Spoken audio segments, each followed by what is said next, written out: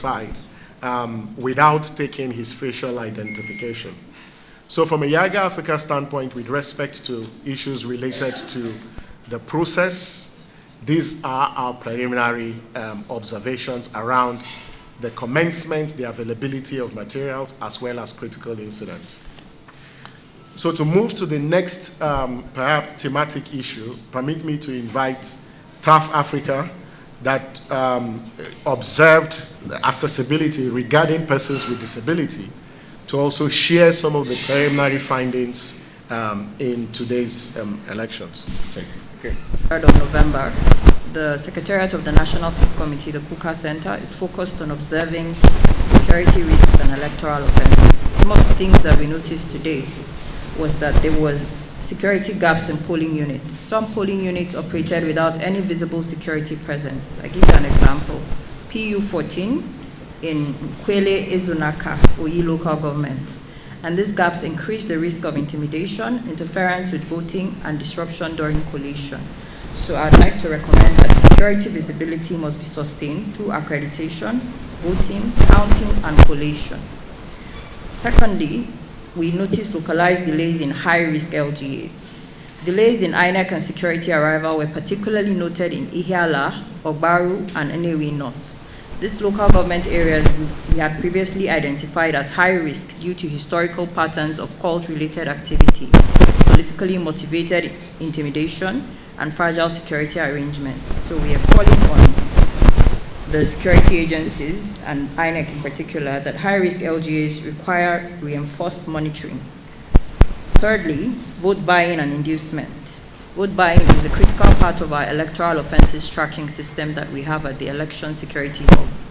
So it's very important for us. We noticed that there were isolated but notable incidents of vote trading. We have the Amasia Ward, PU001 in Oka North. We also noticed trends of vote buying in Newi South and Agwata. Third-party agents distributed cash to voters.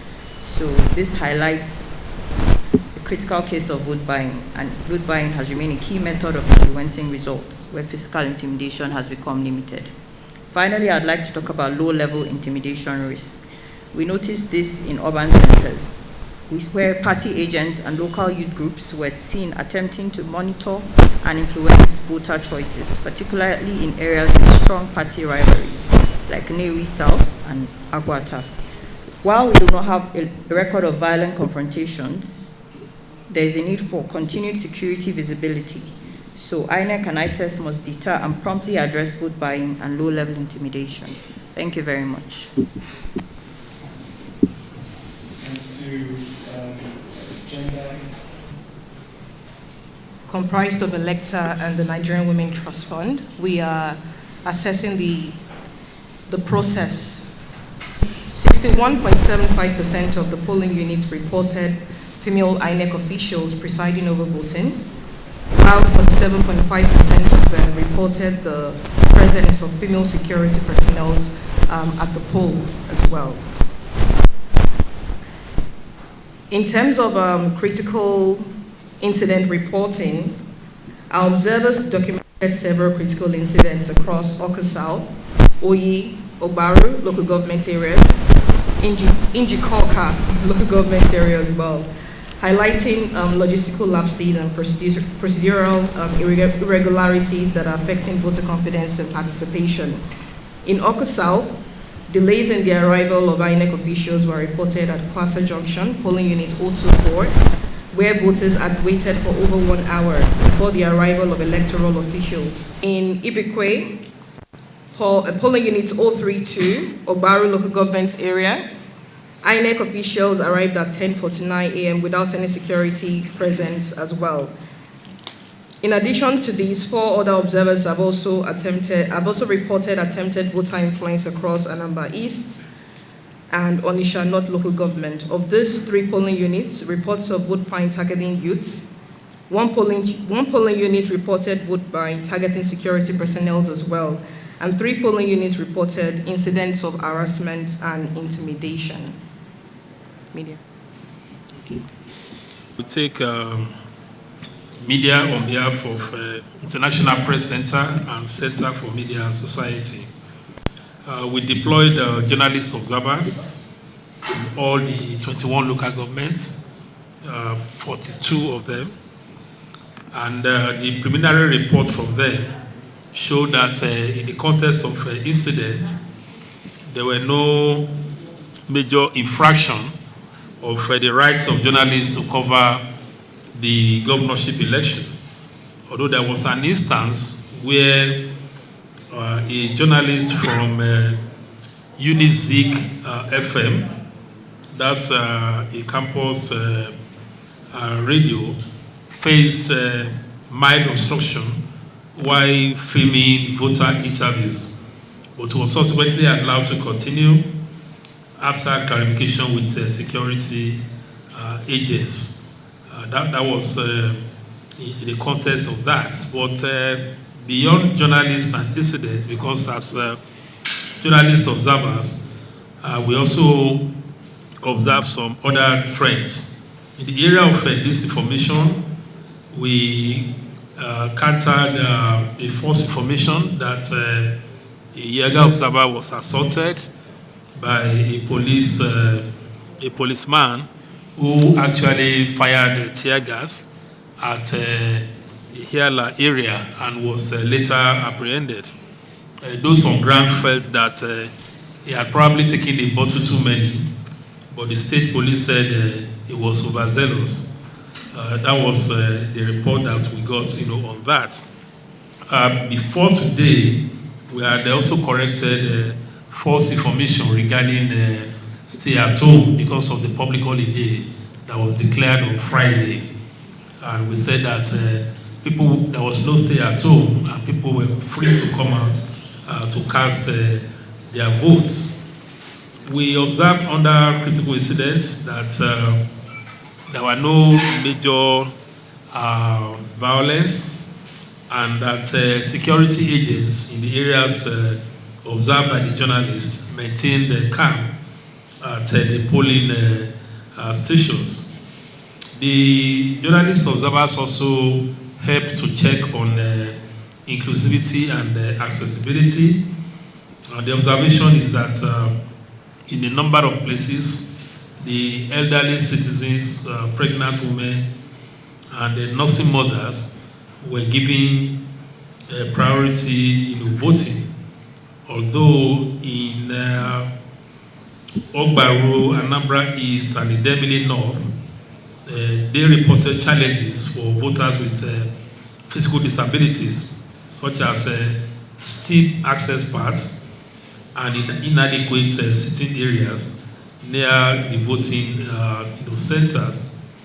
For the accreditation and voting, the observation aligns with our other partners in terms of functionality or some minor incidents and relative early arrival of polling agents, polling officials.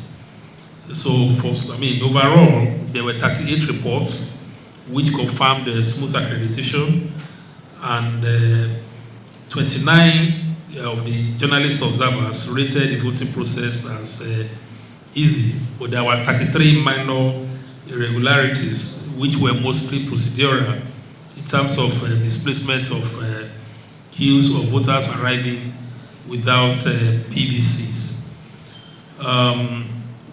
The observation on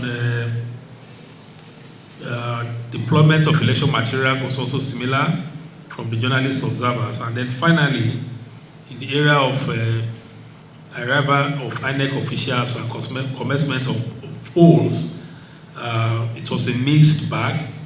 In some, voting and accreditation started at 8:30, but in others, there were delay before the commencement. So in 38 incidents, it was reported that there were uninterrupted accreditation process, but in 35, there were cited minor irregularities. Thank you very much. Any addition? Partners of the hub share concerns from members of the press based on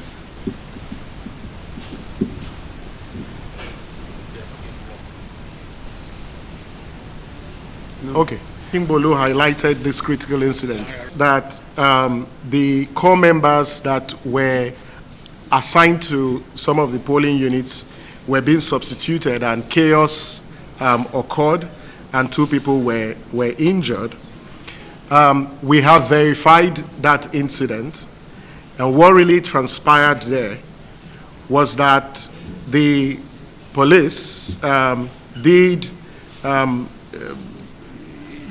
tear gas some of those who were present at the local governments because there was a disagreement at the local government. So there was a case where they were tear gassed in Ihala local government office, and we've verified this particular incident, although it is reported that a core member was involved in this particular case where he did sustain some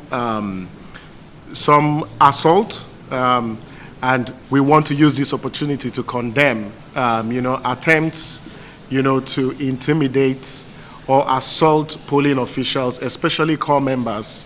No matter the provocation, core members who are delivering service to the country should not be treated the way that we have received a report that this particular core member was treated in Ihala local government.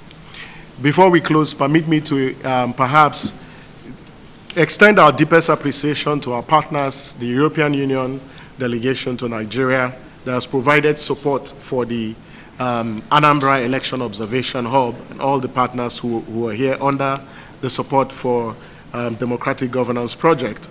But traditionally, you would see the board members of these organizations address you. But today, because of this new collaborative approach that the partners have adopted, there's a slight shift in the sitting arrangement. And so we have our board members, but let me begin by introducing and perhaps also appreciating Haji Amina Zakari, who is the vice chair of the board of TAF Africa, a former national commissioner of INEC. Thank you so much to see you in the room. I see Professor Nnamdi Aduba, who is a board member of YAGA Africa in the room. We see our other partners, I'm sure, for ELECTSHER and Nigerian Women Trust Fund. There are several fellows in the room. There are several experts in the room. Thank you very much. We recognize you. These folks are blocking us so we can't see you. But then we have a good friend of Nigeria, the Deputy Ambassador of the European Union to Nigeria, our friend and brother, one who loves Nigeria with so much passion, Dizimos. Thank you very much. We see you. You're welcome. Also the program manager for D&G, Ruben Alba, who is seated behind. Thank you so much. And the one who we call the leader of the boys and men, the program manager for democracy and governance, Laulu Olaumi.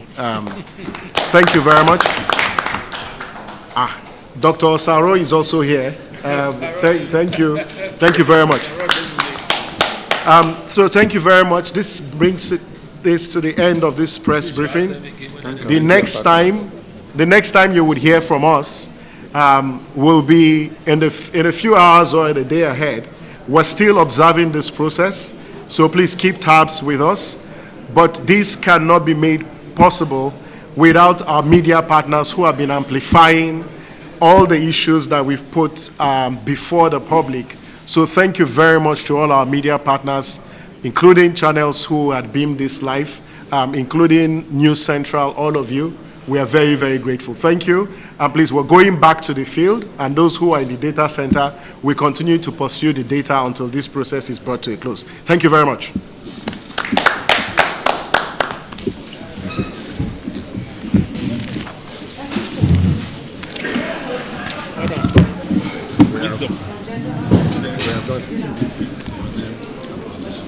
See how necessity chooses a leader.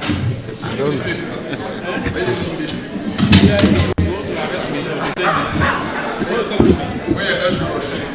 Yeah.